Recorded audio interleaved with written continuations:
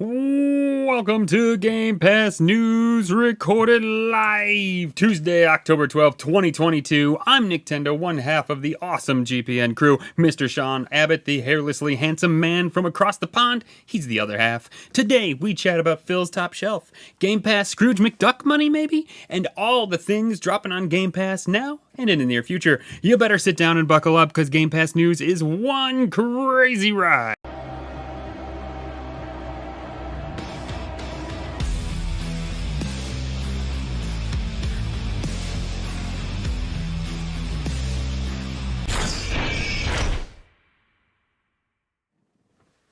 You might be wondering, if you're listening or watching, whatever, what the heck happened to our intro music? Well, friends, we are going to be playing a fun game brought to us, an idea by Mr. Sean Abbott.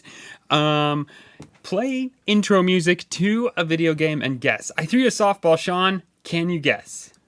That's definitely Doom, the 2016 version. Yes, you are 100% right. I didn't want to go too crazy, thought we'd ease in, So there you go.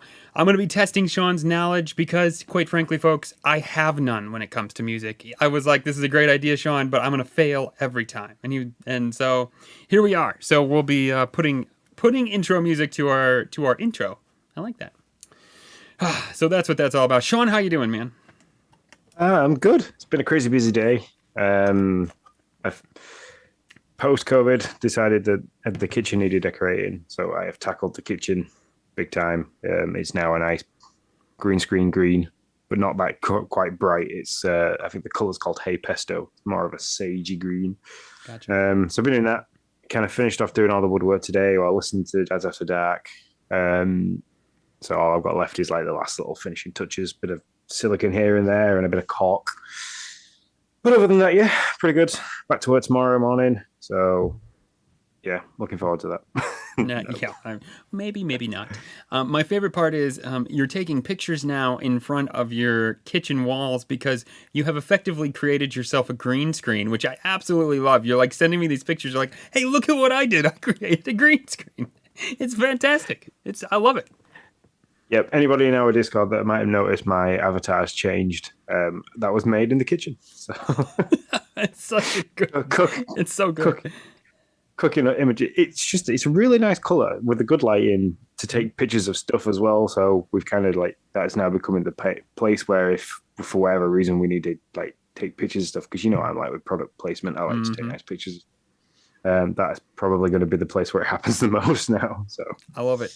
No, I think it's a very nice green, and I don't do a whole lot of home decorating, but I'm told that green is a good kitchen color. So you are right in there, sir. It's a bold change in there. I don't know, this might sound really boring to people. It's a bold change in there, but we've gone from magnolia to this green. It's kind of made the kitchen a little bit darker, which we like, because it gets quite a lot of light through the day. Sure. It's made it feel a little bit more cozy. So now my next job is the kitchen table, because it's bright white. I've kind of started thinking I can probably shot blast the metalwork back on the table, and if I just replace the wooden top with like a nice dark wood color. So yeah. Sure. I think, you're right there. This is Game Pass News Home Decor. We're in it. Oh man. Over here, I did joke. I did joke. Sorry, I did joke throughout the whole time that I was painting it that I wish this was Animal Crossing and I could literally just go. Yeah. So I played a co-op game too. I can't remember what it was called, where you had to come in and like renovate a house real quick, like paint walls and like put up walls. I was like, oh, I wish this is how it worked, because I would be down for this all day long. But not so much. Over here, things are going going pretty good. I had a great day today, Sean. I mean today. Yeah, you had the perfect day. Yeah, it doesn't happen very often. I woke up this morning and I was like, I don't got much to do at the office, so I'm just gonna play games. And now, normally when I do this, it never fails that the phone rings and somebody's like, there's a big deal over here, blah blah blah, and then I have to quit my game playing and go adult, and it sucks. My phone rang, but it was never a big deal. I got the whole day. Like, I got to play the games. It was so great. I was like, the stuff on Game Pass that dropped, I was just like playing it all, put an hour here, an hour there. I got my Dreamlight Valley stuff done. Oh my goodness.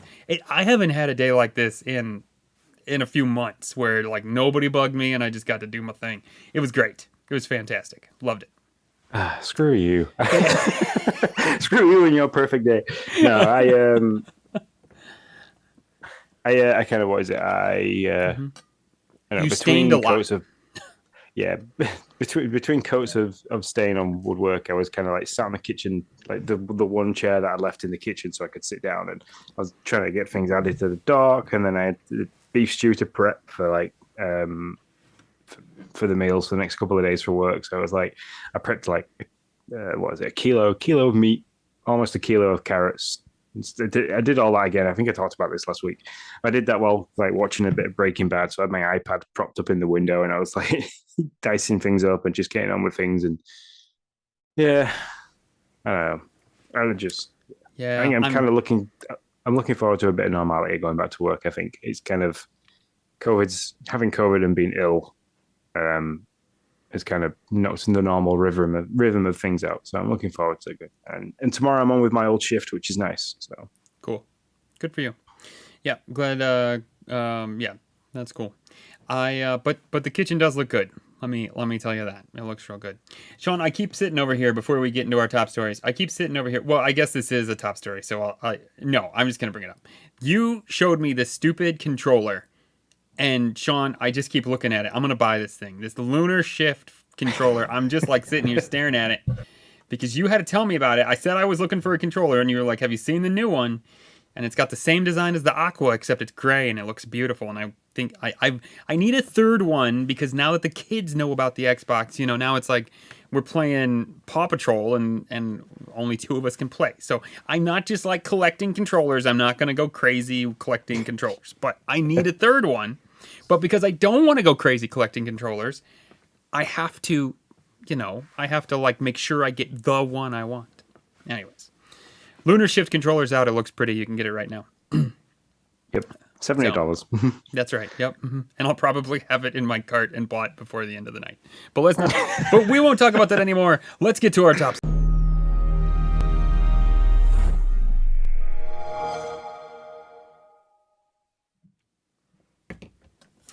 Hey Sean.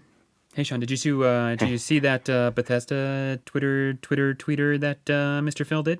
Did you see that? Oh yeah, I saw. Yeah, the Pit Boy was looking really pretty nice. Yeah. Did you see that Pit-Boy. thing on the shelf there? Did you see that? Top shelf. I saw Top shelf. there was lots there was lots of things on those shelves, but yes, I have seen the little tiny white box. Which at first, when I first looked at the picture, I thought absolutely nothing of it. I was like, oh, that looks like a really tiny Xbox Series S. Why has he got that stored away up there? And then obviously the internet went absolutely nuts, and everyone was like, "Ah, this isn't what you think it is." Yeah. Well, and see, Xbox came back and said, "What did we tell you, boss, about putting prototypes on your shelf that were never used or whatever?" But the faithful know that this is how we first saw the Xbox Series S was on Phil's shelf. So I don't know. What do you think? You think this is it? You think this is the... Okay, so hold on. I'm being coy. What people think is that this is the Project Keystone, the box that is going to connect to your TV that you can stream your xCloud, you can games on. So you think this is that fun little Project Connect or Project Keystone? Yeah, I think it is. I think this is a really, really subtle way, and it's very much up Phil's street of teasing out pieces of hardware like they do. Because also on that shelf, you've got the Logitech Cloud gaming boxes there. So yeah, I think this is a way of him showcasing, look, this is everything that Xbox has going on, because there's all the Halo stuff. There's a really nice Polaroid of him with somebody else, I think at Gamescom this year. There's obviously all the Fallout kind of stuff to go along with the 25-year anniversary of Fallout. So yeah, I think this is a very, very, very good and cheeky way of him saying, look, this is what we've got going on. This is everything that we have at the moment. This is all the cool stuff you can get. I also think there's a little nod to Alan Wake with the Xbox 360 front because we know that the remaster that's coming soon as well. So I think you could probably stare at this image for a while and break it down bit by bit Yeah, to all the that's for kind sure. of stuff that we've got coming out this year. So Yeah, I totally agree. There's all kinds of stuff there, and I am with you. I would have never. I just don't analyze these things enough. Like I saw it and moved on. I don't know. So actually, it was Justin who brought it to my attention first on Twitter, Ninja Lunchbox, and then I started to look at it a little bit more. Also, shout out to Acid TK 03 in the chat with us. Appreciate you, and we will get to your question, sir. Um, so yeah, I think it could be. I hope this means it's sooner rather than later. Like I would love for this to be a holiday thing that they come out with and pair it with the I family plan. It would be fantastic. yeah, I can't remember the timescale between seeing the Series S and the announcement. I can't remember the timescale between That's those, a good but question. I can't imagine that was more than maybe a month to 2 months. Yeah, So yeah, I can see this being maybe something they announce next week in that big mm-hmm, gap that we have. mm-hmm. Um, but yeah, but I've got a couple of other things that I'm kind of hoping that might drop in that big gap next week. So I Well, say a couple of things. One more thing. what do you want to draw? I want to know. What do you want? Well, Or do you want um, motorsport? Is that what you're hoping, or what are you hoping for? no, no. Okay. When they had the old, not the whole idea Xbox thing Uh that huh. was like 200 hours long, and they sat there and talking to all the devs. Ghostbusters: Spirits Unleashed Oh yeah, yeah, yeah, yeah. was Mhm. shown there. That's due out October 18th. It's currently on the store now. You can pre-order it. I'm kind of hoping that they turn around and go, "Hey, everybody with Game Pass, you can get this day's release." Yeah, that would be cool. That would be cool. They're doing that. They're doing that a lot. They're doing a lot of like drop right nows, and we don't have a ton of games. We'll get to that, but we don't have a ton of games coming next week or the week after. So I could see that. Although next week we do have the big. No, that's this week. That's this week we have the big game. My bad. My bad. Scorn is what is it? Friday? Thursday? When is it? Friday. Friday, and it's Yep. available to pre-install now, which Yep. after this I'm going to do. Nice, nice. Next story we have the Brazilian CADE, the authority that approves or doesn't approve the acquisition for Activision. Report shows that Game Pass News made $2.9 billion in 2021, which means they're making more And money this year. yeah, I'm going to say it's like you heard that right. That was B for billion, and 2.9 of them, which is a killing ton of money. It's unreal. Like It it is. Go ahead, go ahead. I won't poo-poo you yet. Go ahead. no, I know what you're going to say. This is revenue, so it's only showing Yeah, yeah, yeah. revenue. It's not the profits. It doesn't. You can't see what they've spent, and you poo Exactly. pooed me in our Discord chat. So yeah, there's no need to do it now. But yeah, the Administrative Council for Economic Defense, which is CADE, from Brazil, they kind of shed some light onto this because it's part of the information that they need to kind of back the acquisition to show, are they going to make any more money? Is this going to do this? Is it going to do that? With the acquisition of not Bethesda because they've got those Activision and Blizzard. Yep, and it says that, and it suggests that the Microsoft made 2.9 billion in revenue from Xbox Game Pass in the fiscal period ending January 2021. And that's not taking into account for PC Game Pass because that's a completely different set of figures apparently.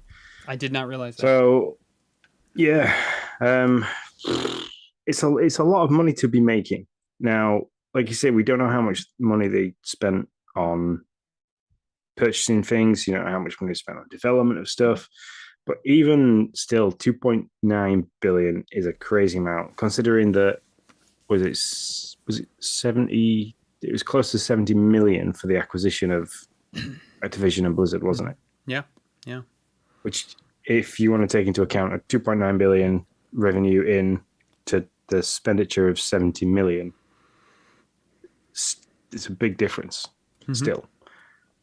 Yeah. No, I mean, I'm very I think this is a good number. I think it's great. I think it's going to grow, especially when this acquisition goes through, which I certainly think it will.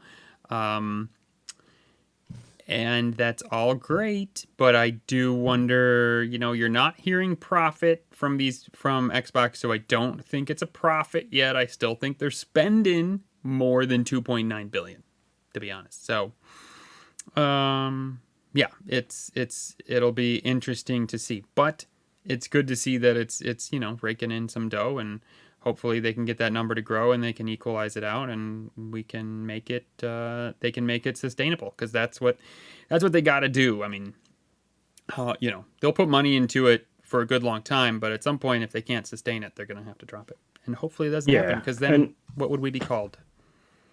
Exactly. The failure of Game Pass news. That's right.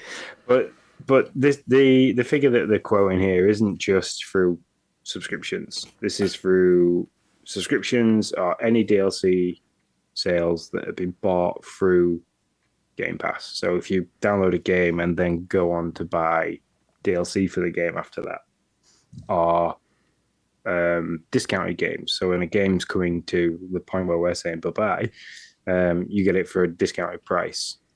That's also in that figure. So yeah, it's not a complete breakdown of just how many people are subscribing to the service, but it's everything else that comes in between as well. Mm-hmm. I did not realize that. I thought that was Game Pass numbers. So that you're just teaching me all kinds of stuff, Sean. Look at you. So that's good. That's about all I got there. I don't know. You got anything else? No, it's like you said, it's going to be interesting if we can ever get real numbers and real figures. Like how many active subscriptions is there? How many people, is there a way of tracking more than one console in a household that's got a Game Pass subscription? Are we not going to see those numbers until we get the release of the family plan?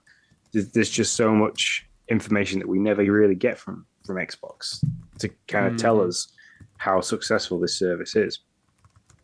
This is the closest we're going to get to it at the moment, and I wish we could get to find out more, because I'm really interested in how they're making all their money and where they're putting what they put their money into.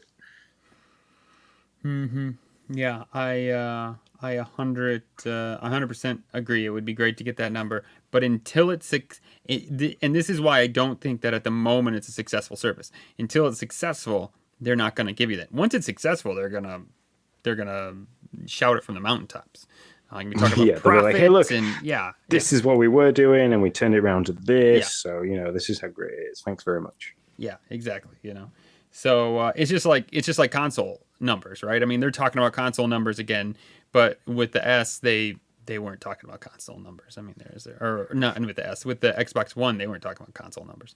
So yeah, I find it to be an interesting deal. Those, my friend, are our top stories. News bulletins are as follows. You can pre-install Scorn for anybody who wants to. Which is a lot of people, and I'm very happy about that. But it's not me. I have seen one little snippet of video, and it's how you get the first weapon in the game, and the mechanics behind the game look absolutely crazy. Literally, like the guy puts his hand inside this tube, and it pulls his arm in even further. It takes his arm out, and he has a weapon. It's kind of like really gross looking, very alien hominoid kind of. Yeah. So I am looking forward to it. You are looking forward to it? Yeah, it's going to be interesting. Okay. I'm still dubious because every time you saw footage of it in like around Gamescom and stuff like that, everything looked really foggy and you couldn't see much. That's what you didn't like. I couldn't remember what you didn't like about it. But if that's because it's a horror walking simulator, then I can understand why they're doing it.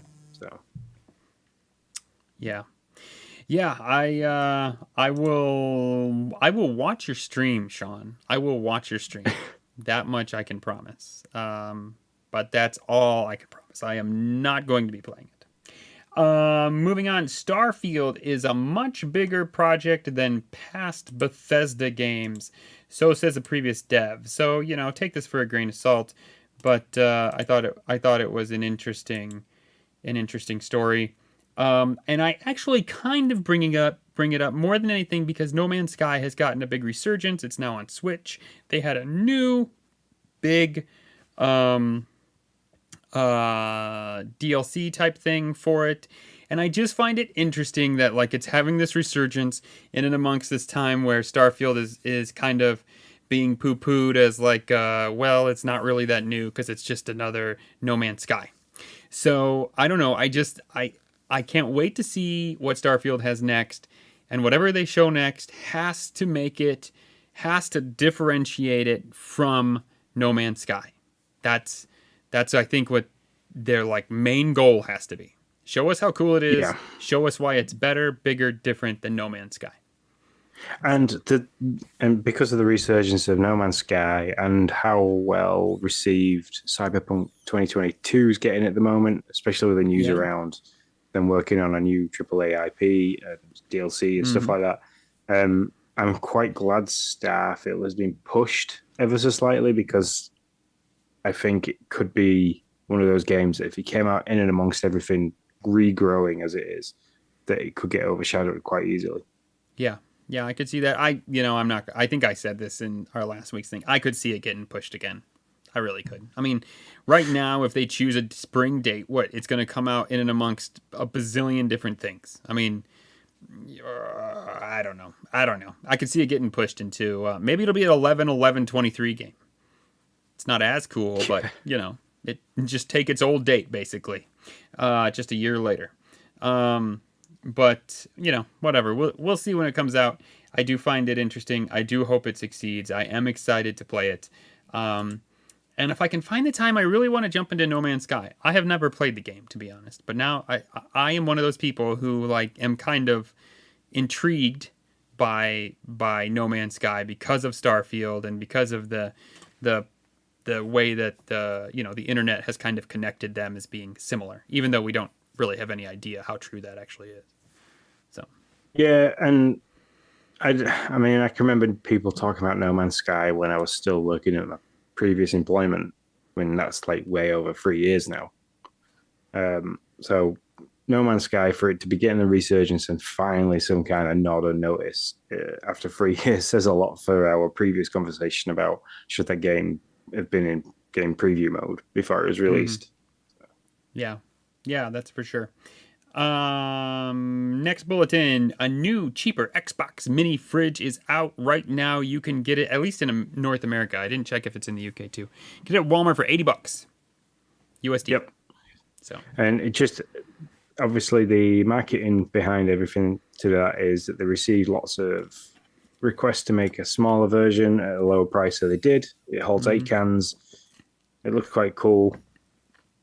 It's still a cute little bit of kit. I couldn't imagine having 2 Series X's sat in the living room. Does it hold my jug of tea? That's all. By the way, product placement. We don't get Milos. I'm happy to drink tea on stream for you, just so you know. Does it hold a jug of tea, Sean? That's all I need to know. That's all I need in life. No, well, it looks like it only holds 8 330ml cans, so I don't think it's going to hold your gallon of tea. All right. Well, I'm out then. That's simple.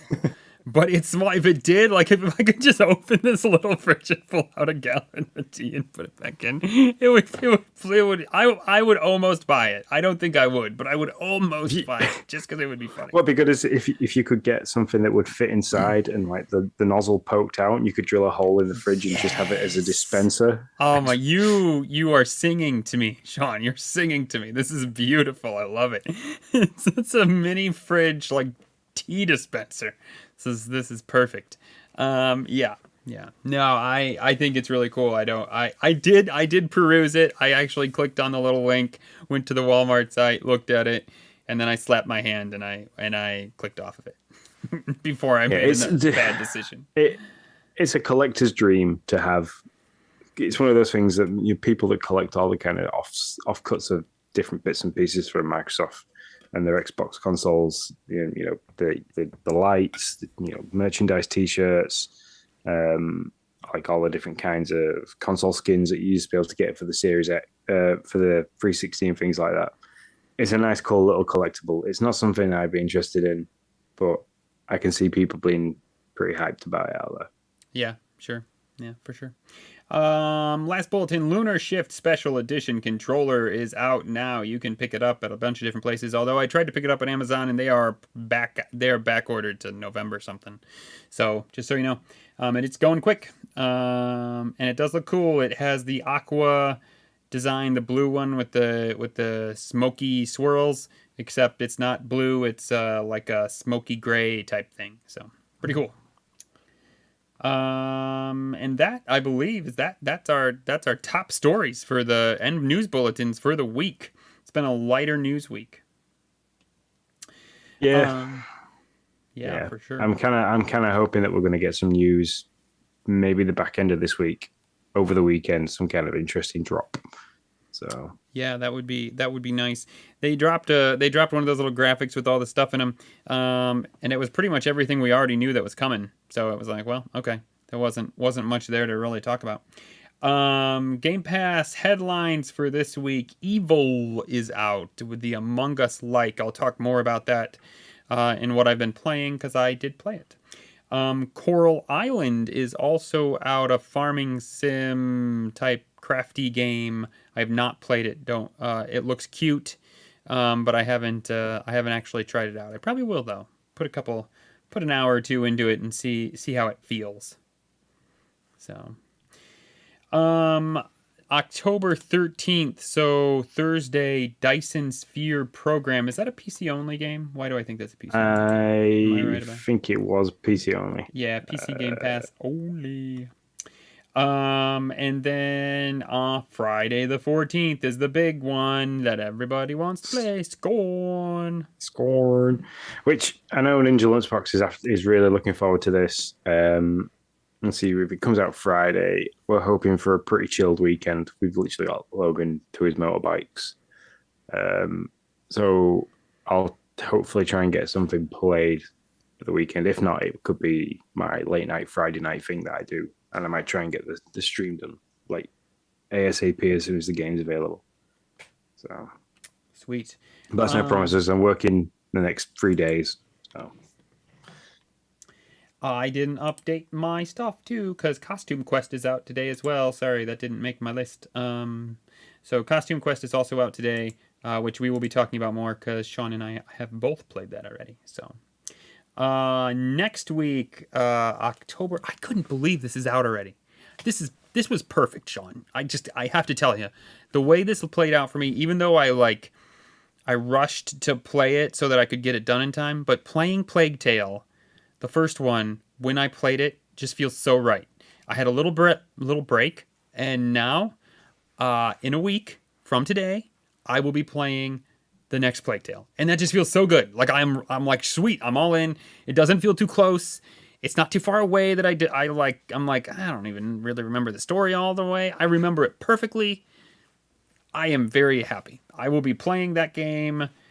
Yes, I can't wait. So, October 18th, in a week from today, which is Tuesday. Plague Tale Requiem. October 20th, 2 days later, must be a Thursday if my math is good. Norco, I don't know anything about it. Do you know anything about it? Wasn't this one of those? I'm going to look at it very quickly now. But wasn't it like it should be a drug game, but I don't know. Yeah. It's a Southern Gothic point-and-click narrative adventure that immerses the player into the sinking suburbs and verdant industrial swamps. So there you go. It's a pointy-clicky game. I'm looking at images now. Gotcha. And then a day later, Friday, October 21st, Persona 5 Royale, which I know many, many, many people are excited for. So you will have your game. So yeah, I'm not looking forward to that. I've never played any of the Persona games, and I don't understand the hype behind them. But I've said that about previous games before, then played them and can't go along with the hype. So yeah, this isn't one I'll be too deep into Mario, I think, by this point. Mario Rabbids. Oh, yeah. Is that come out? When does that come out? The 20th? 21st? 20th. 23rd. 1 second. Well, wait, how are you going to be deep into it if it comes out on the 23rd? because that'll be like saving all my time. Oh no, October 20th. So You will be deep into it then. There you go. Yeah. Okay. Yeah, that's exciting. I think we had the same conversation last week, by the way. It's a recollection of us being like, of me being like, when was that? I don't remember when it comes out. Do you remember when it comes out? That's funny. yeah, well, I mean, the thing, we'll maybe talk about it in what we're playing, but there's been quite a few things released Mario wise, which have kind of spiraled this entire household into some kind of Mario frenzy. Yeah. Yeah. Well, anyways, let's move on to what we've been playing. That's what's in Game Pass. You can look forward to this week and next. Games with Gold hasn't changed, has it? Now, Games of Gold is exactly the same. Windbound, which I'm still quite happily playing. Double Kick Heroes is still there. Bomber Crew Deluxe Edition starts on the 16th. Nice. Let's move into our Xbox Spotlight.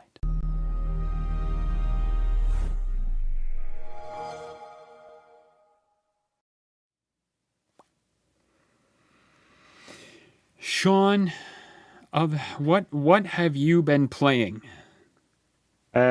So, as I've just mentioned, from the Games with Gold, I'm still very much into Windbound.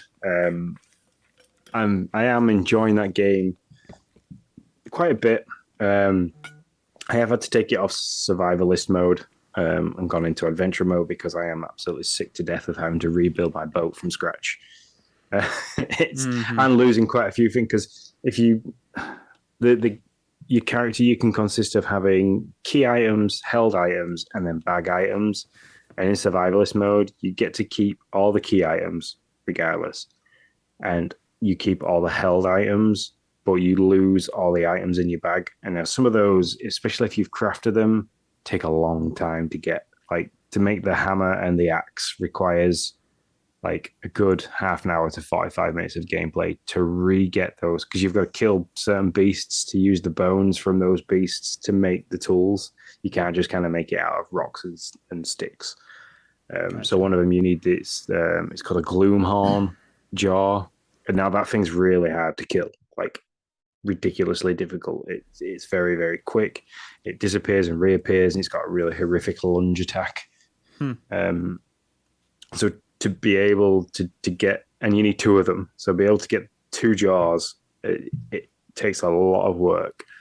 So I've gone onto adventure mode, and that was triggered by getting to the end of the third chapter. So I think if I counted right, there's 6 or 8 chapters. I can't remember now. I think it's an octagon. So yeah, there's 8 chapters. I'm into the third. As I got to the end of the third, you have to fight 2 spiritual type bosses. One spawns mini ones, and they're quite hard to defeat anyway. I haven't quite yet figured out the weaknesses of those, and because you don't get a lot of guidance to how the attacks and defenses of enemies, it's quite a difficult thing to do. So I'm slowly working on that. It's something I keep coming to and from in between playing different games. I am very much enjoying it, and I'd highly recommend, if you enjoyed Wind Waker or any kind of crafty survivalist style game, that's one to go for. The hunger and stamina aspect of it is really, really strong, which I do enjoy. So there's a lot of having to make campfires and cook, kind of wait, and kind of forage for berries and mushrooms and stuff like that. So that's quite good. That's cool. Yeah, I mean, this is definitely a game that I've claimed it. It's definitely a game that seems like it would be for me. And I will say, I'm surprised that you what do you love about it so much? Because I'm actually a little. I would never be like, hey, Sean, you need to play Windbound. I've been playing this game and you're gonna love it. Like, it just, everything I hear about it doesn't make it seem like it's a you game. But I mean, it's cool that you do. I believe it's because of the sailing aspect. Like you literally have to, like, you have to. And it's not one of those things where like you can harvest a bit of stuff on the island, wait 10 minutes, and then it reappears. It's kind of like once you've harvested everything from that island, you are forced to move and trying to find something else.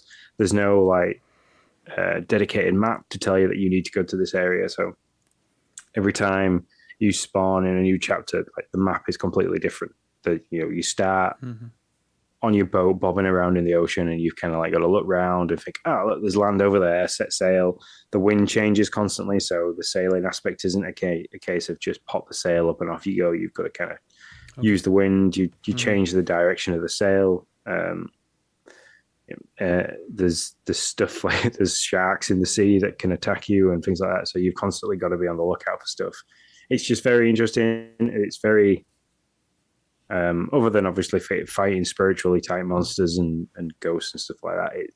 It's very, very logical and true to what I'd expect real life to be for survival. You literally have to hunt like small pigs and animals to get meat and skin and their bones, and you have to use sticks, and you've got to create rope from grass and things. So it's very much like, and you can go back to the same island and also, so you can build like a clay oven, and you can build little pots that you kind of make potions in to heal you and things like that.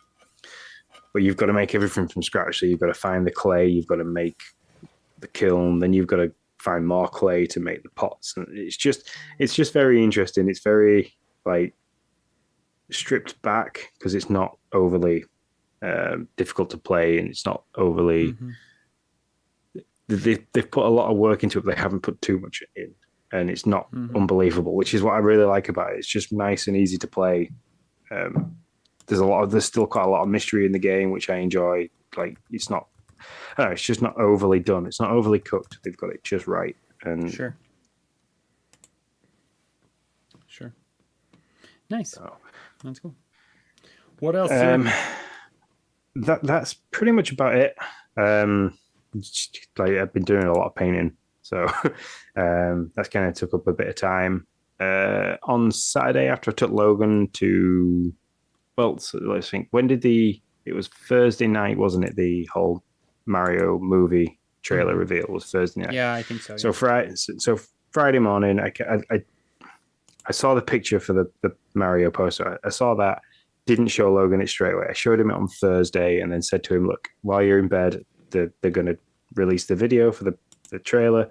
So when you wake up in the morning, we'll watch that. And he was super excited. Oh, I'm sure. And then I kind of said to him, well, there's a Mario game you haven't played yet, because he's constantly playing Super Mario 3D Land on his little DS that he's got. Oh, that's cool. So I said to him, like, there's a game called Mario Odyssey. It's on the Switch. We can play that together. You know, he's seen videos of people playing it. It's like, the one with Cappy, and he was like, oh yeah, I really want to play that. I want to play it. So after Motorbikes on Saturday, we went to Game, where I pre-ordered Mario Rabbids. We picked up Mario Odyssey, which I had to buy new at £44. So that was still holding its money really well. Yeah, those darn Nintendo games, I tell you, they never go down. Yeah. So we've been playing that quite a bit together. He's been happy. We've gone through the first couple of worlds. But because of the trailer, it's dropped, like, it's Mario Madness in the house. So I've been playing Paper Mario, the original one on the N64. Been playing Mario Rabbids, and I've been playing Mario Odyssey. So it's been kind of like just lots of Switch stuff. So nice. So we're here. What did you think of what did you think of the trailer to the movie, since we're talking Mario? I'm so excited. It's unbelievable. It's like I text my dad because he took me to the 1993 Super Mario Bros. The live action with Bob Hoskins. That was the first movie he ever took me to the cinema to see. So like I sent my dad a link to the trailer and said, like, well, this is a blast from the past. I can remember you taking me to the cinema to see the first one. So I'm really excited to take Logan to see this. So yeah, I loved it. I think Jack Black as Bowser is brilliant. I think that's going to be really good.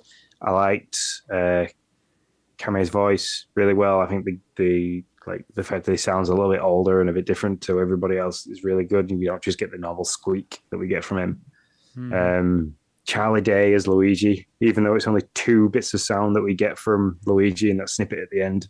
I can't wait. And the more I think about it and the more I listen to other people talk about it, I'm like, Illumination have done a really good job here of being able to spin many different films or series off this. And we know they're really good for making characters, like the whole Gru and Minions thing. So, we got Despicable Me, which, introduce people to the Minions, and then the Minions have had movies and they've had little side bits and pieces here and there. I'd be really excited if from this Mario film that we get like a little bit of Toad action, we get a bit of Luigi action, we get a bit of Donkey Kong action, and then off the side of that, you get like a Luigi's Mansion series, you get a whole Toad the Treasure Tracker kind of series, and and they just they can create a whole universe. So yeah, I'm excited. Yeah, that's interesting. I could see all that. I thought it was great. I loved it as well. I thought the humor was fantastic. Jack Black was probably the best voice to me out of all of them. That I mean, you didn't hear many of any really, but I just thought his Bowser was really was really good. Chris Pratt's Mario, I think will be fine. I don't think it's going to be awesome or amazing. Like Jack Black seems like it just feels really good. And maybe if I hear Chris Pratt enough, I'll be like, oh yeah, okay, I'm good. But it wasn't anything that like made me want to like turn it off or not see it or anything like that. Totally day one on this. Showed it to the kiddos, like same with you. They loved it. They can't wait to see more of it. So yeah, it'll be a day. It'll be probably one of the, because I'm not a big like I need to see this movie right now. Like a lot of times I'm like I'll just wait and see it in like when it comes to streaming or whatever. But this will be day one. I'm at the theater probably for the first time in many a year to see a movie. So very excited too. Yeah, I'm definitely like I looked and it wasn't on our local cinemas listing to pre-book yet. Oh yeah. So, but once it becomes available, we'll be straight on it. And I know for a fact that it'll be me, Lindsay, Logan, Emily, Jaya. And I spoke to her about it. Wasn't entirely sure. But I even joked to my mum and said, "Look, I might even bring my dad because we went and watched the 1993 version together. It'd be funny. It'd be cool. Yeah. But Yep. Yeah. No, I'm just I think excited. Yep. Yeah. And I didn't mind Chris Pratt's voice as the Mario because there was a small amount of Brooklyn twang to what we did here, and like I think I had to school Lindsay a little bit and say, look, you have to remember that Mario is an Italian plumber from Brooklyn. He's not an Italian plumber from Italy. So that's a we've never had him really voiced. And I think that's well put. I didn't mind it. Like I wasn't like, oh, like I was with Jack Black. I was like, oh, that sounds so good. And with what I heard with him, I was like, oh yeah, okay, sure, that's good. It does seem it's interesting. I can't wait to see more of the plot or hear more of the plot because it sure looks like Mario doesn't know where he's at. So he seems like he's in a new place to him when he enters the Mushroom Kingdom. Kind of gets like puked out of some portal.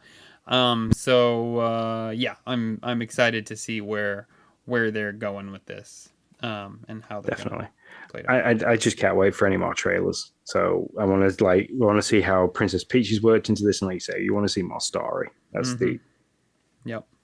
Yeah. Awesome. Anything else for you, sir? No, we'll talk about Costume Quest together when you get to it, because it's both on our list. So. Yeah, sure. That sounds good. I will start with Disney Dreamlight Valley because I have to give you my weekly update. I am rolling through with that. I got Minnie now, so she's now in the island or in town or whatever. And I absolutely still love that game. I got everything in the event. I'm very excited to see. So they're giving you 6 days now to spend your event money. And then basically that's closing down for good, it seems like, if you haven't yet bought the items you want to buy. And then so I'm very interested to see if they roll directly into another event or if they wait or what their plan is there. I'm really interested to see how they're playing this out. So I could see them quite easily rolling into maybe a Halloween, Nightmare Before Christmas event. Oh, quite yeah. Easy. Yeah, that would be fantastic. I'm down for all that. I'm here for it. I really like it. It's fun because it's right up my alley. I do spend too much time. Like I sat down this morning and I was like, I'm just gonna play like 30 minutes, and then I just kept rolling into it. But I'm not so into it like I was with Animal Crossing, where it's like, oh, I can't miss a day. If I miss a day, blah blah blah. I'm gonna feel like I missed something. So like, I didn't play all weekend long. We had a really busy weekend. So I played it on Friday and then I didn't get to it again.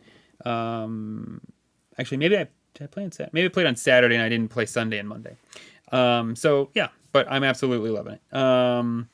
I played Medieval Dynasty, which dropped last week, which is a town building survival people management game in the set in the medieval times. This game should be all for me. It should be my cup of tea. It seems like it could be, but it struggles. I don't know if it's just the S or if it's the X as well, but it struggles on the S. I mean, you're talking really bad pop-in, and you're talking to a guy who does not. I am not a graphics guy. Like, I don't care about that stuff. I'm usually the last to mention it, but like when I'm running and all of a sudden I'm like, oh, there's a tree there. Like it just like appears. I'm like, oh, okay, well, that's good to know, and it's just like, and little bushes are popping up everywhere as you run, and you're not like running on, you're not like, you don't have a horse, you're just, running like a guy, so you're not going super fast.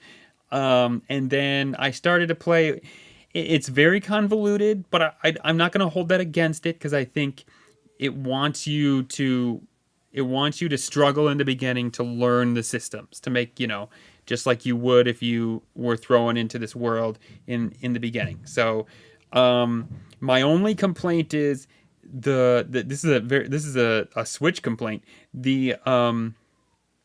Or a complaint that you get a lot with the Switch.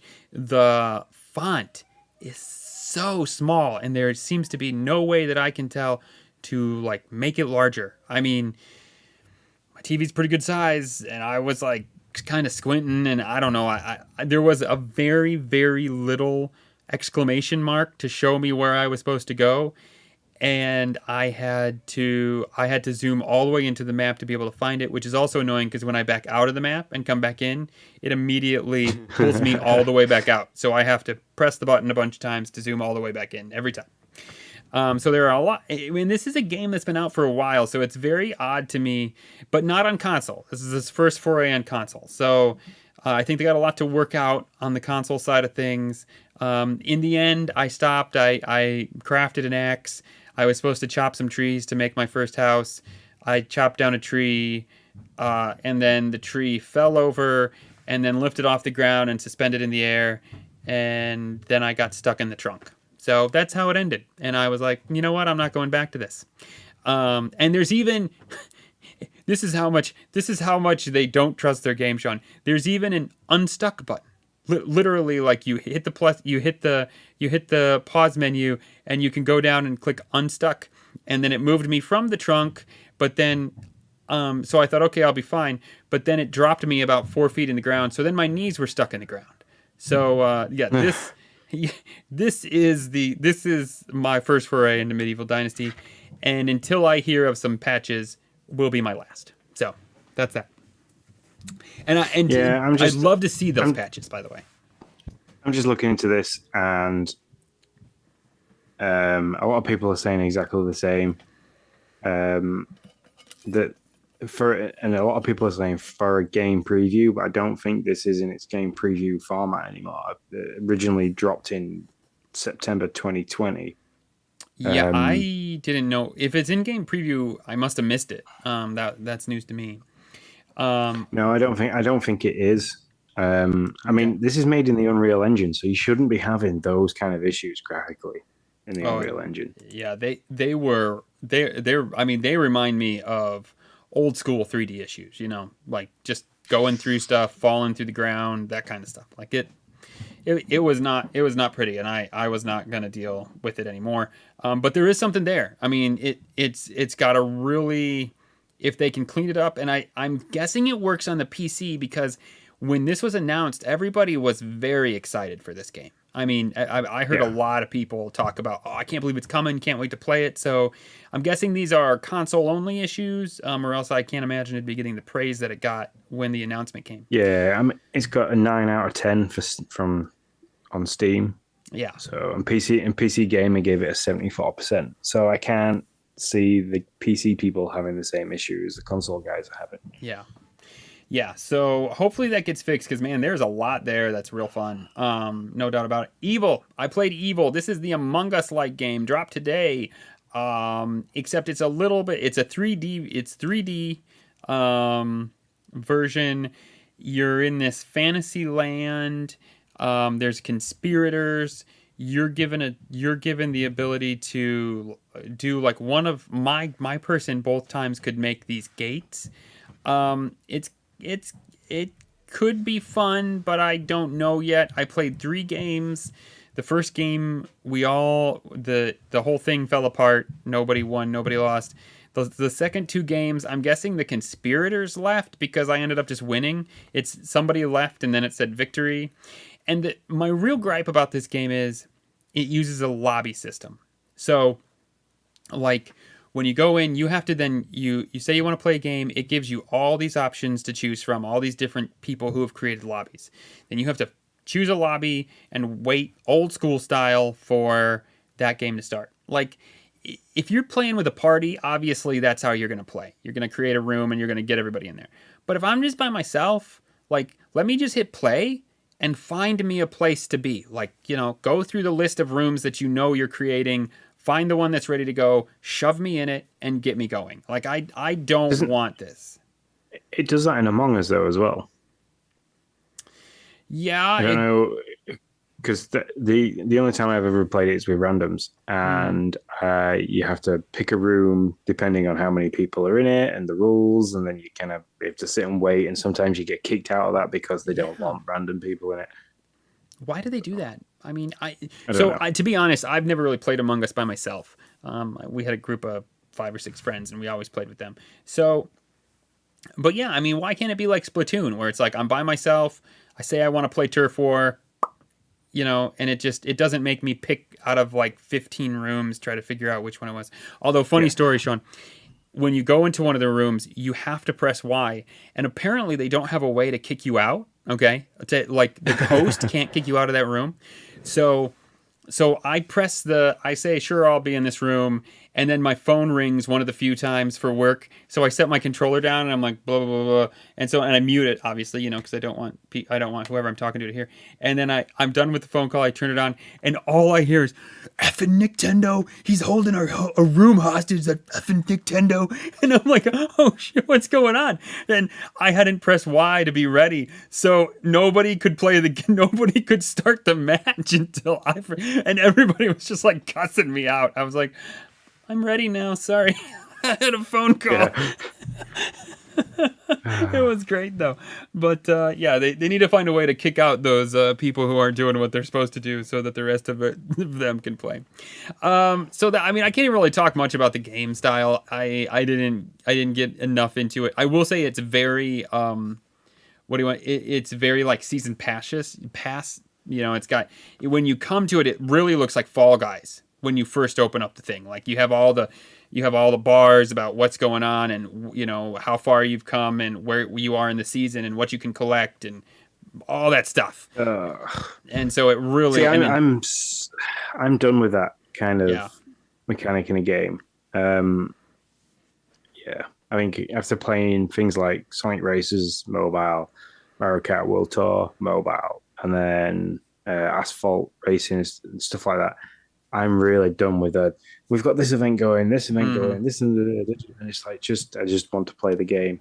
Leave me alone. Which I think is one of the reasons why, like, Shovel Knight Dig on my phone, I'm currently like addicted into that at the moment, because the game loads up and then you get straight into it. There's no issue with you're this close to unlocking this achievement and you're purchase this now and this is on sale, and it's like, ugh. Mm-hmm. Yeah, I was surprised by that. I didn't realize that was going to be like its backbone.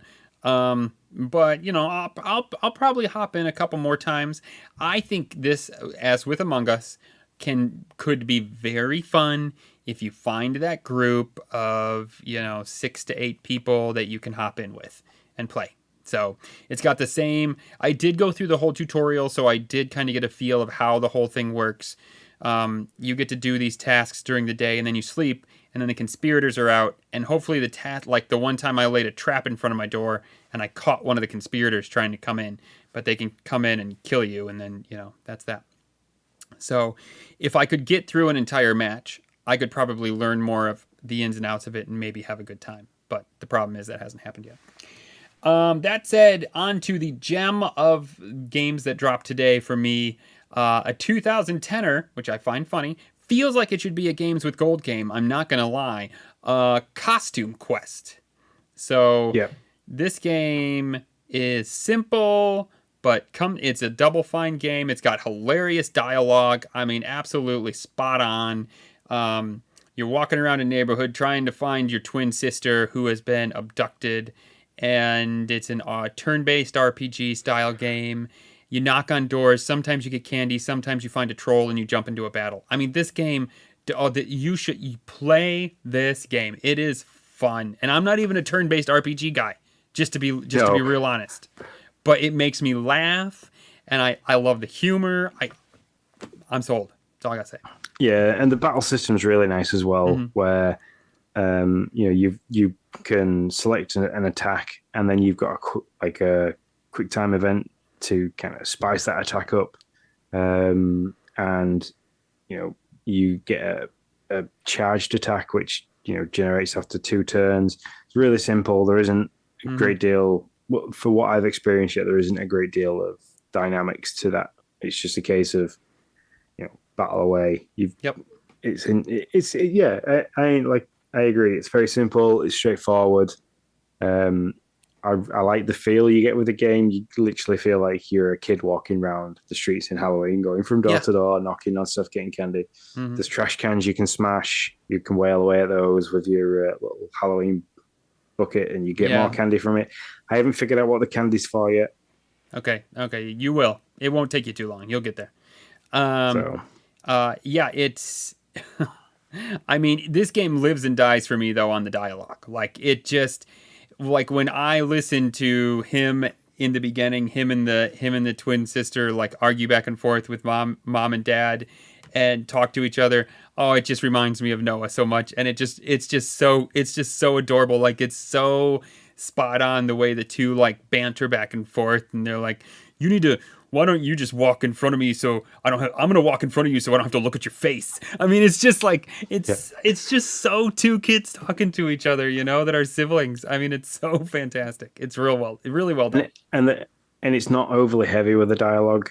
No. When you're talking to like the NPCs as you're walking around, that's not too heavy. And it's really quick. It's like almost too quick. It's at the almost perfect pace for reading. So as you're reading it, the dialogue then suddenly disappears and the next one starts. So you've got to constantly be reading. There's no you can't skip through it. You can, it doesn't pause and wait for you. So I was trying to find a spot I had gone through the first little bit and I was into the next like cut scene. It's not really a cut scene, but like where they're doing dialogue, and I wanted to be like, Sean, this game is a gem. It's really good. But like every time I went to pick up my phone, I was like, I cannot not look at the screen because I want to know what they say next. So I'm going to have to wait on this. Really. I mean, this is such a surprise. I never expected this to be the game that I'm like, but this is the game. Now that said, I haven't played Coral Island, but that dropped today. Yeah. But this game is real good. So it is really like each costume you have does different stuff. So I don't know if you swapped the costume out and tried the other one at the start. Oh yeah. Yeah. So I think that's pretty cool as well. And each one comes with its unique extra ability that you can like do as you're walking around. So like the robot one that you get straight away, you can roll around on a pair of skates. So and you need them all. It's not. Which I told you this in the pre-show. We don't have a pre-show, but before we recorded, it reminds me a little bit of Nobody Saves the World. In the sense that now that's an action RPG, this is turn-based, but in the sense that all these costumes are needed to traverse the world. Like they all play their own part. You need their special little ability to get in nooks and crannies and to get in different places. And they all have different effects when you go into the turn-based battles. They all give you different things. I've gotten 3 costumes so far, working for a 4th one. And it's not a long game. I looked it up on how long to beat because I was like, oh, how long am I going to be in this? I want to beat this. It's only supposed to be around 5.5 hours if you just want to complete it. So, definitely give it a go. It's there's nothing in here that I wouldn't say is kid-friendly. I mean, I would let Noah and Ariel watch it. That'd be fine. So, yeah, real good. Yep. Totally agree. All right. That is our Xbox Spotlight. Let's move into the potty chat.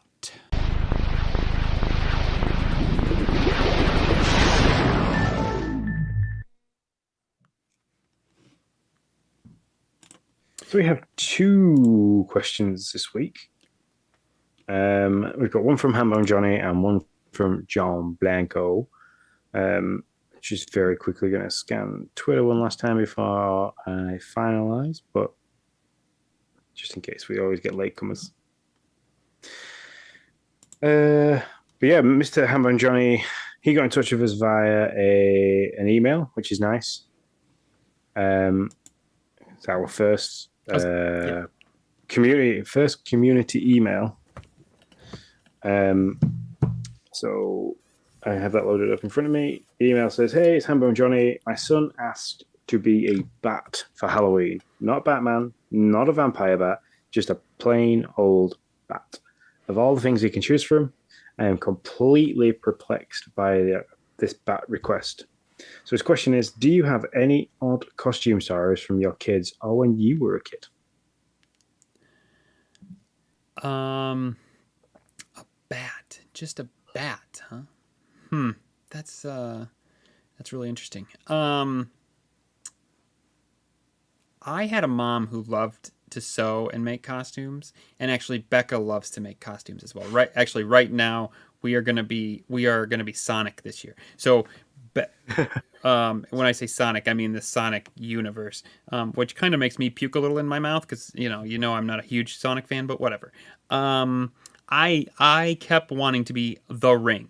Okay, like y'all need the Ring, but she wouldn't let me be like the Ring from Sonic. So I don't even know who I'm gonna be anymore. I don't remember. But like she's making Knuckles and Sonic and Amy, and so we are always all themed. Last year we were Scooby-Doo characters.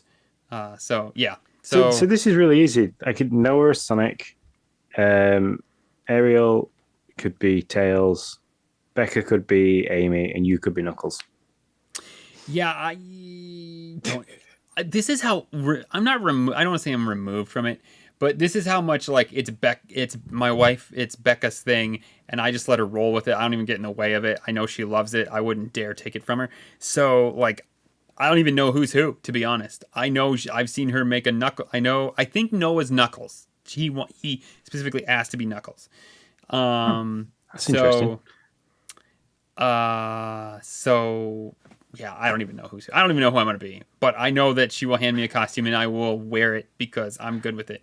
One year we were we were fruit, and I was a pineapple, and I wore a gigantic like 2-foot cellophane hat that she had made. Like it was with cardboard and cellophane coming out of it for the pineapple top part. And that's just, I just kind of do it. That's like my Halloween husband duty is like, okay, you give me the costume and I promise you I won't complain. I will put it on and I will be happy with it. So. Yeah. I have not really ever had any strange requests from the kids. Logan's either is torn currently between being Jack Skeleton or a Ghostbuster, which he got like a really cool Ghostbusters outfit that I found for him the other day. But yeah, never really any odd. Like Emily's super hyped because she's with us for Halloween this year. Over at a mum, she doesn't really do much regards Halloween. So she's hyped when she's with us. She's going to be a corpse bride this year. I once dressed up as Kick-Ass, from the movie Kick-Ass. I once had the full, Mm-hmm. the mask, the gloves, the full outfit. So I had that once.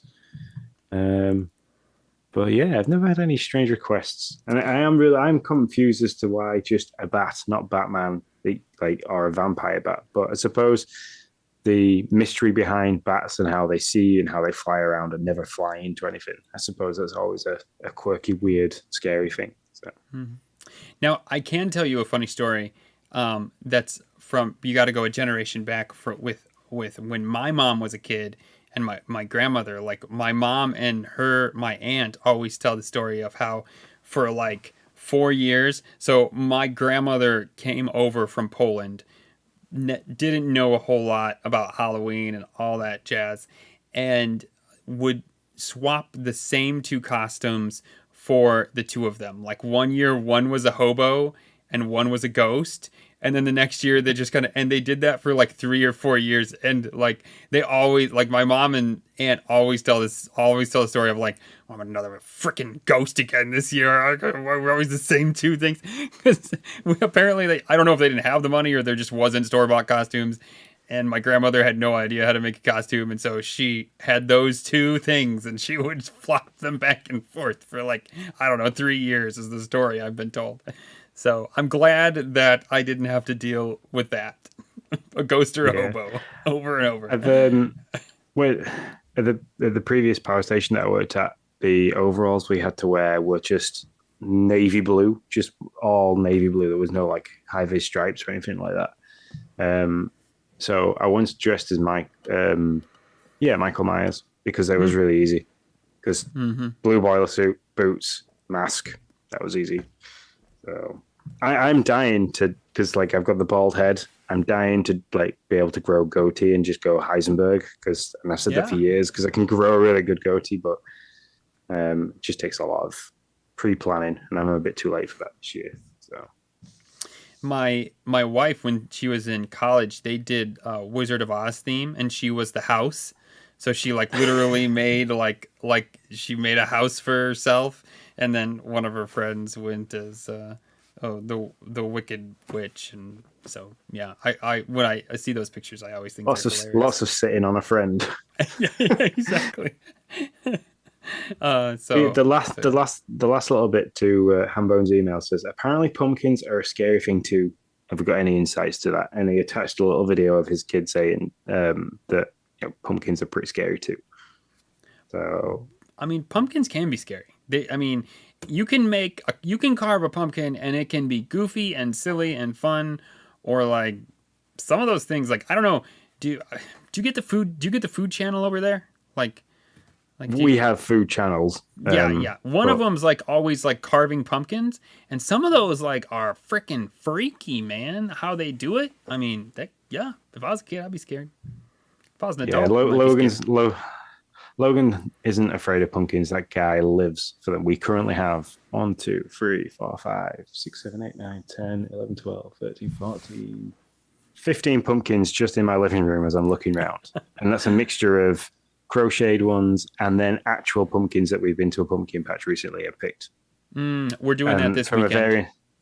From a variance of colors as well. So I've got one that looks like a watermelon, I've got orange, we've got white, we've got yellow. It's just the kid absolutely lives for the pumpkin life. So, but we got like a really nice tall one. It's really tall and quite slim and slender. And he wants me to carve an Among Us figure. Oh, not an imposter. Like he doesn't want the imposter monster. He just wants an Among Us figure. That's kind of fun. Yeah, that's and it's really the first time I've ever had to, where you scrape it back so you can just see through it. Yeah. Yes. Yeah. I need to learn how to do that this year. So you need to get the right tools. Like you're gonna need to go. I love pumpkin carving. Like if I could have chose a different path in life, I would have been like those fruit sculptor people you always see. I don't know how you make a living out of that, but if I could make a living doing that, I would love to like perfect the thing. Because you go on Amazon and you can buy these scraper tools, and then they have like edges that are sharp, and you can just kind of scrape off the skin and then the flesh until you get down. And it's hard because you can't always tell how deep you are, and then it only once is all you need, and you're like, you just totally ruined it, So, but you got to get the right tools to do it, or otherwise it's really hard to do with just like a spoon or something like that. You got to have the right stuff. But yeah, I love doing that kind of detail on pumpkin carving. And here's another one for you. Because I've been doing a little bit of reading about pumpkin carving. Do you cut from the top or do you cut from the bottom?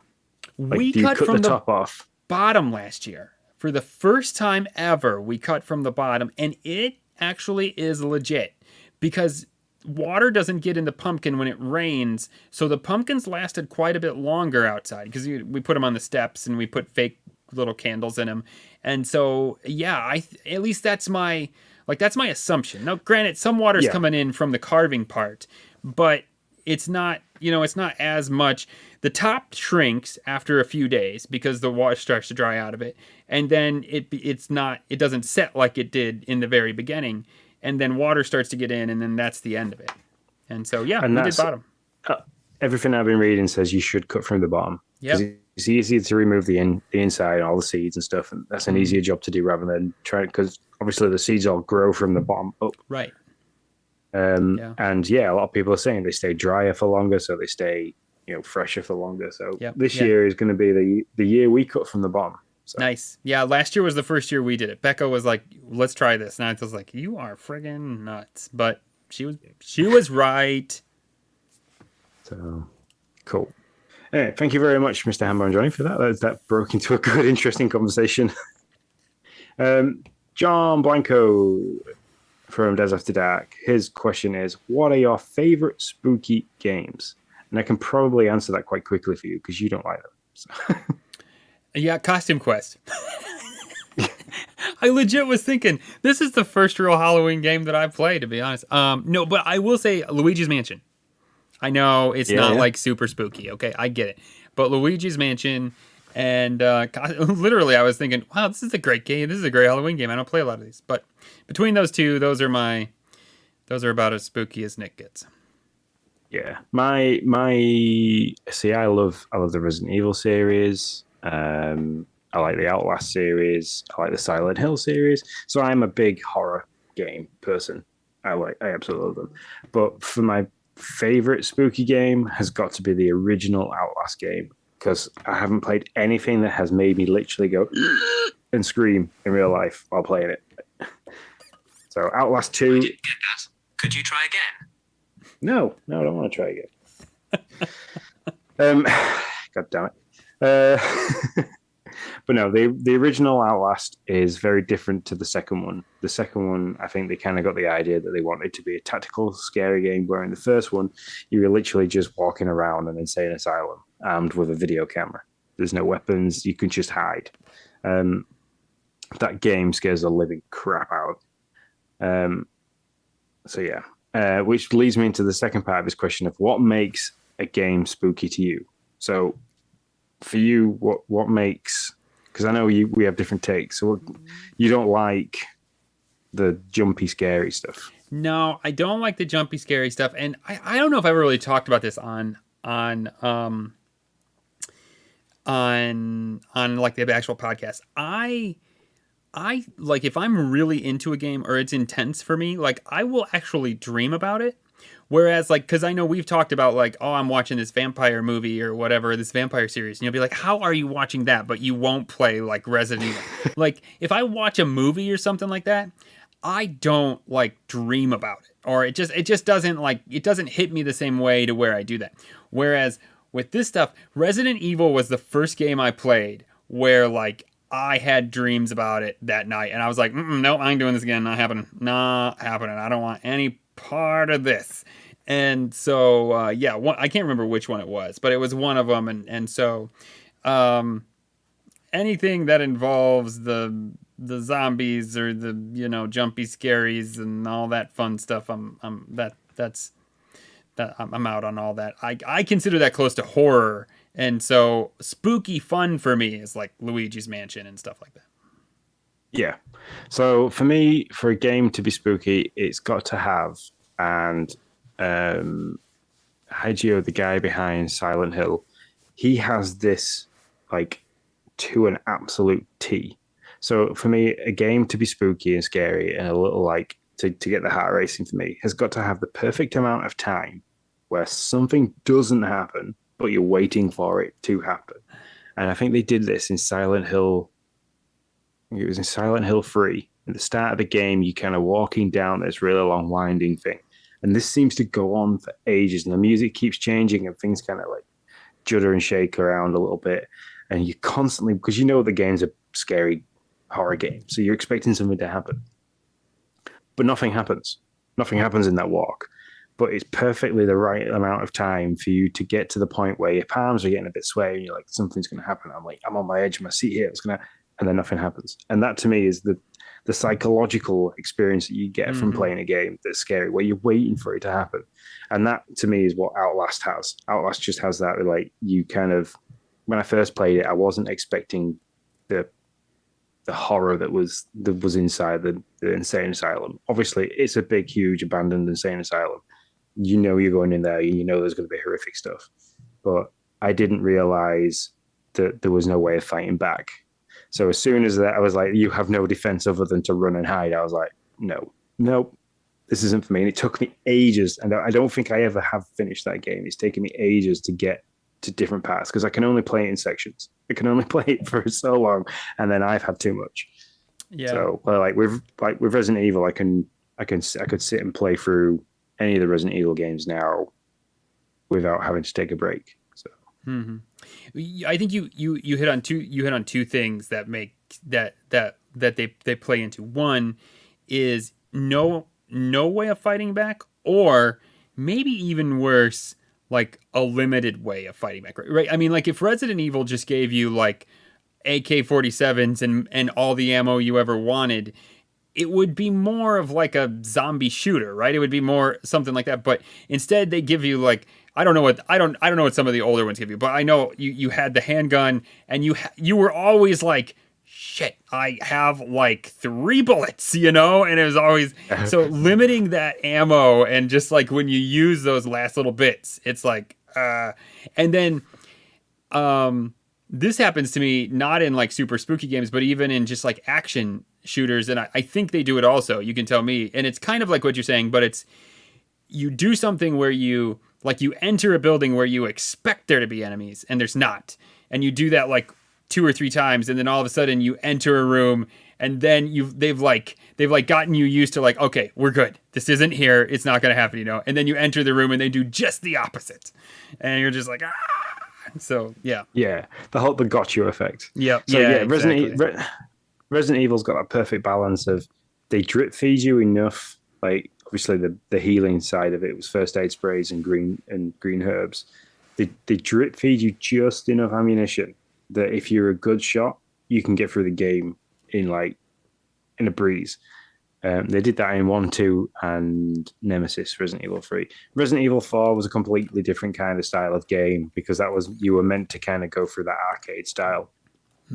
So like when I play that in VR, it's just a blast. It's an absolutely hilarious game where you kind of moving around and your aim is a lot better because you're using your hands. But when you were playing it as a console, and I know they were talking about this in their episode, that game was difficult with a controller because the sensitivity issues were crazy and the controls were a bit clumsy sometimes. And if you weren't used to playing the game, you could fall over yourself quite easy. So Resident Evil's got that perfect balance between, have I got enough ammo and how much health do I have? And you've constantly got to go into the inventory and in and out of the inventory to see that, because the only way you can tell is by how the character walks. In the more recent games, you can tell by like how the character, like the vibrations and the screen changes ever so slightly, and sometimes like they bring up like a heart rate monitor which would tell you as well. But yeah, a good spooky, going back to a good spooky game for me is one where you are quite defenseless, and the only option you've got is to run and hide. Yep. Like Hello Neighbor was quite a creepy game because that's true. Like there's the like, you've got to sneak around, you've got to get caught, the music changes, you get that anxiety, like, where is he? I can't see him, but I know he's coming because obviously the music's changed. So, Yeah. Good point. And just very quickly, that's everything from Party Chat, but I have a message here that we got on Twitter that I want to read out. I was supposed to read out last week, and I didn't. From Timothy Barton. He messaged and said, "Hey, just wanted to say thanks for all the great content. I drive a lot for work and love listening to the podcast. Also, really enjoy hearing you guys talk about the kids. My wife and I are expecting our first around Christmas, so congratulations to the Bartons. And I'm so excited to do all the dad stuff with him and eventually play video games together. So hearing you guys just gets me more excited for all the ups and downs. Keep up the great work, guys." So thank you very much, Tim Maffei, for reaching out to us. It's really nice. I like the message, and I wish you and your wife all the best for a newborn Christmas. Yeah, that's awesome. It's a ride, man. It's a lot of fun to have a little dude to play games with and to show and to kind of bring into video gaming is pretty awesome. So I can't wait for Yeah. you. So we do have one. Go ahead, sorry. Oh, go on. Sorry. Okay, we have one other question from AcidTK03 Oh, yeah. through chat. He asks, what's a backlog game you have completed? I beat Splinter Cell Conviction this week. Honestly, should have beat it back then because it was great. Backlog game. For me, it was Luigi's Mansion 3. I played that game up until the last boss. Got all the way there, couldn't do it, stopped playing it, completely wrote the game off. So went all the way back to the beginning, replayed the game all the way through, and beat the last boss. And that's been the most recent backlog game that I've completed. A semi-backlog game would be A Plague Tale, but it's not that far back. Ori Will of the Wisps, that would be a little bit farther back, I think. Maybe they were close to the same time, I don't know. So those are probably two of them. Spiritfarer, there's another one this year that I went back to finish because I hadn't got it done. How did I miss it? I beat Breath of the Wild this year. That's right. That's my backlog game. Yeah. Totally forgot I had done that this year. If you want to go to backlog game that neither of us have finished, this It Takes Two. I've got Halo Infinite that I need to go and finish. Yeah, you do. Come on. Yeah, It Takes Two. Yeah, we are really good at starting that developers games. I can't. It left me who makes It Takes Two, and not finishing because we've started both of them. The Prisoner one and It Takes Two, and not finished either. Maybe we should do that over Extra Life, Sean. We should just do all of their games and finish both of them wherever we left off at. Sounds good to me. Yeah, so, we're gonna do that. I'm in my games and apps section, and for games that I need to go back to and finish, I've got Coffee Talk, Dead Space, Deathloop, Dreamlight Valley, Escape Academy, Far Cry 5. Okay, well, Dreamlight Valley is never being beat, so let's just, that gets going on forever. I've got The Inner World, which was a Games with Gold games that I picked up. Power Wash Simulator, got that to go at. Prodeus, got that to finish. Spelunky 2, which I don't think I'm going to ever get to the end of because that game is just ridiculously difficult but great fun. So yeah, I've got a couple there that I need to go back and play some more. But nice. Yeah, Yep. Not gonna happen. That's cool. Yet. I need to Splinter Cell Conviction. Is that on the old Game Pass? I wouldn't mind trying that. I'm not entirely sure. While we're looking for that, I do want to remind people that very soon we are ending our Achievement Hunters contest. Ooh, so yeah. Hurry up and get those submitted for Deathloop if you've been playing it. If you haven't, that's fine. But yep. Nope, we've also got obviously our Extra Life event still going on. That's ongoing. So your donations, anything above $5 gets you an Idea Xbox game code. I think we were asked recently by Ninja Lunchbox, Mr. Johnston Lance, if we have any codes left. I believe we've got quite a few left. We do. Yep. You want a code? Get $5 donation. Get you a code. And we'll just go with that for now.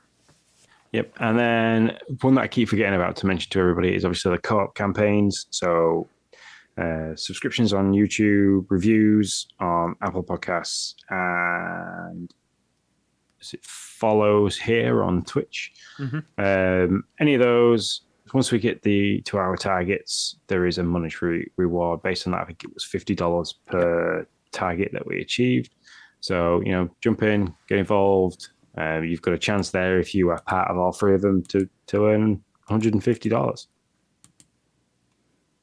Sweet. And I'm now all the way through Splinter Cell. I don't think No, was there's a not. Game Pass game. It was a Games with Gold game, says Acid TK03. Okay, cool.